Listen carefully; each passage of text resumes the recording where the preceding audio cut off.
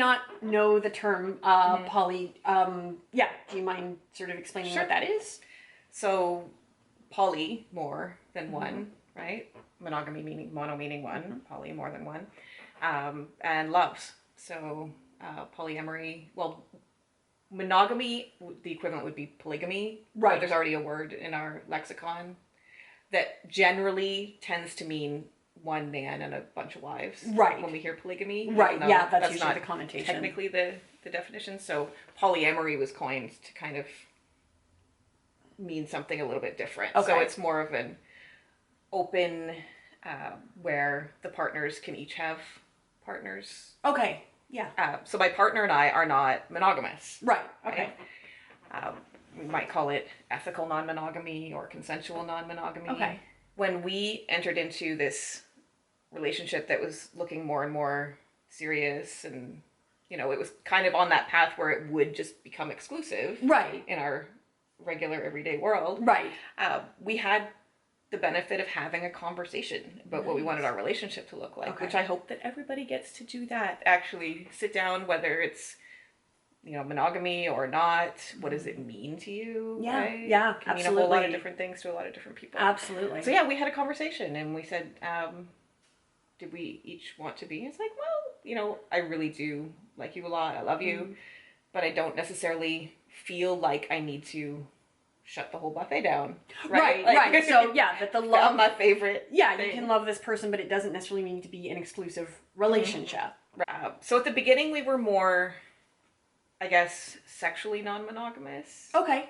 But it's since expanded where we would more call ourselves polyamorous, which kind of includes emotion and relationships. Right. And so there might be people we do consider like partners. We began a relationship with another couple, and we all really liked each other, and we all had a lot in common. And we found out that we had met them actually at a weekend away. We found out we were from the same city, and all this stuff, and we knew a lot of the same spaces. And she had actually grown up in the same neighborhood as my partner. Like there was a lot of commonalities. Okay. Had a child in that same age range. Right. And so the four of us had a ongoing relationship, and then after about a year, then we started doing more family things together. So we started including the kids, right? And like we would all have dinner together, or we would go out and do something. And so at that point, we didn't really sit the kids down and say, "Oh, hey, by the way, we're dating this couple." Right. Right? It was just, hey, there's friends and they have a kid and let's all hang out. I took sexuality in school. Right. So this opened up more conversations with the kids about relationship styles. Okay. So we actually created a group of us, a little animated video, little blobbits about different relationship styles. Oh, very cool. Right? So we kind of talked about the relationship escalator where you do the steps and there's always the next step. Right. That's going to happen, and how that doesn't really work for every relationship. Okay. And talked about different relationships, and that's where the different words kind of came up, and the kids were really kind of excited to watch the whole process. So that started a lot of conversations too. And even though we would have partners over and some were very blended into our family life, we still hadn't had that like sit down conversation. So of course a kid asks, so are you monogamous? My nesting partner is sitting to the right of me, and then another partner, and then another partner, right? We're all kind of sitting there. And I just said, no, I'm not. And she looks at my domestic partner and says, are you monogamous? Ah. Which I love that. Yes, I love that there was no assumption that because you're not, your partner isn't. Nope, asked each of us, and then said, smart kid. Okay, well, do you have any other partners? Okay. Right? And I said, well, I consider this person a partner. Okay. And she looks at this person and says, oh, well, do you consider mommy a partner? Again, there's not that assumption. Wow. And then the other person who was sitting there was kind of sitting there a little nervous going, I'm not ready for this. Don't ask ready me. To answer yeah, and she didn't actually. She didn't go any further. Wow, interesting. That was just like, oh, okay. Do you have any other partners and whatever? The other couple that we had been dating, we had conversations with them too, and said, the kids are probably going to say something. Okay. At some point. Where are we in what we're wanting to disclose to the kids? Okay. Because you can't tell one of them and not expect them all to talk. Start talking to each other. Okay. And then, of course, we have to consider other people's exes or what kids might say. Because I don't think it's fair to tell a kid something and say, you can't tell anyone. I agree. Right? Yeah. Like, here's this big thing I'm going to tell you, but you can't tell any other family or any other kids. Or... Right. Do you find that there are, I don't know, common misconceptions or misunderstandings about what it means to be poly and particularly what it means to be poly as like a parent? Yeah. Well, sure, there are misconceptions out there, right? And that's especially when kids are involved in anything that is kind of not that norm, right? Whether it's same-sex parents or you've got someone in your family who may be trans, whether it's kid or parent or whatever. You know, the first thing people jump to, oh, it's so unhealthy for the children, right? Or what about the kids? The kids can handle stuff so much better than we can with all our learning and all this stuff about what's normal and what's not. Yeah. So they really understand it a lot better. But there's a lot of myths that it's, you know, you talk about breakups or transitions and things like that. Like the couple that we had been with, they had actually separated and our relationship with him kind of fell away at the same time. But she remained in our lives for a while.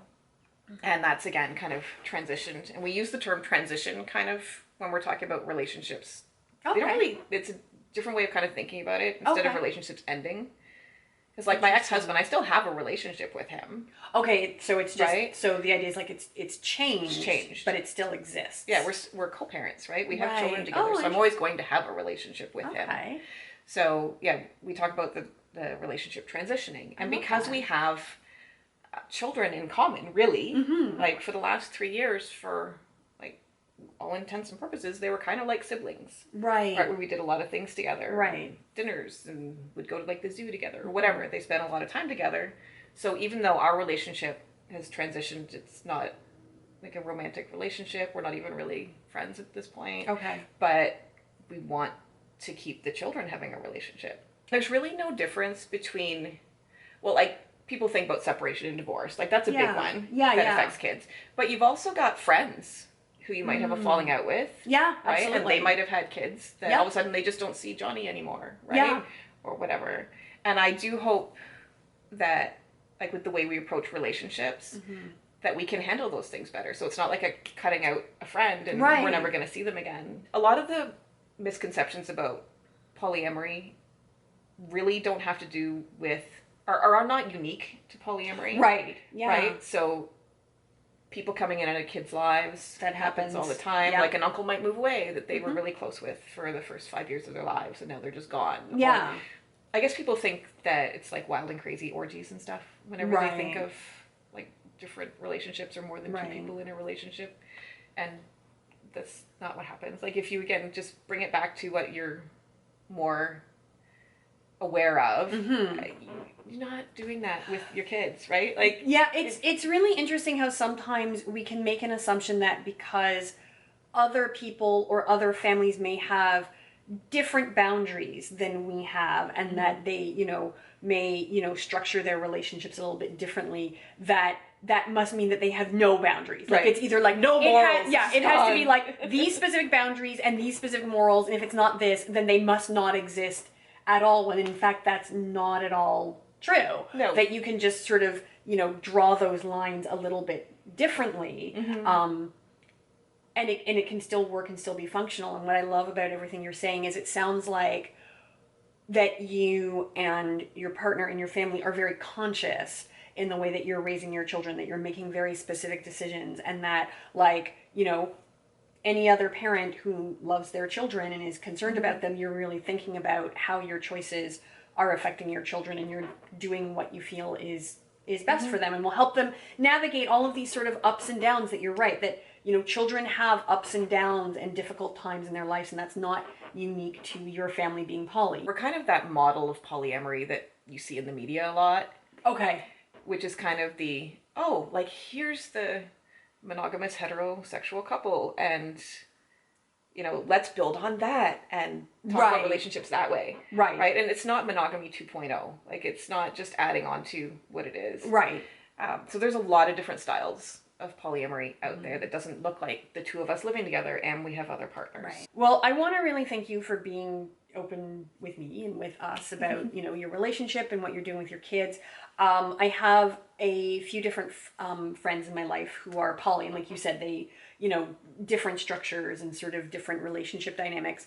But what's been really valuable for me as a monogamous person is what you were saying earlier, that it's really motivated me and my partner to have discussions about, hey, you know, what does our monogamy look like? And that's what's really allowed us to see that, you know what, you can craft your relationship in any way that works for you, that it doesn't have to be, you know, this prescriptive set of rules that, you know, you've just sort of grown up with and that you have to follow.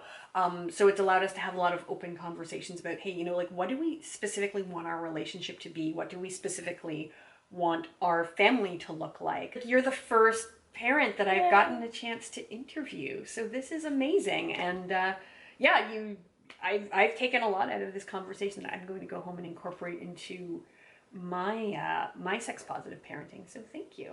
Awesome. And that's all we can do is learn from everybody, right? Yeah, like, exactly, and do the best we can. Yay! All right, can I give you a hug? Yes, you can. Yay! Oh, thank you. You can find Jacki on Twitter at JackiO. I will put her Twitter down in the description box as well. And of course, you can follow me on all my social media, which is down in the description box. Anyway, that's all. I hope you have a great day, and I will see you soon. Bye.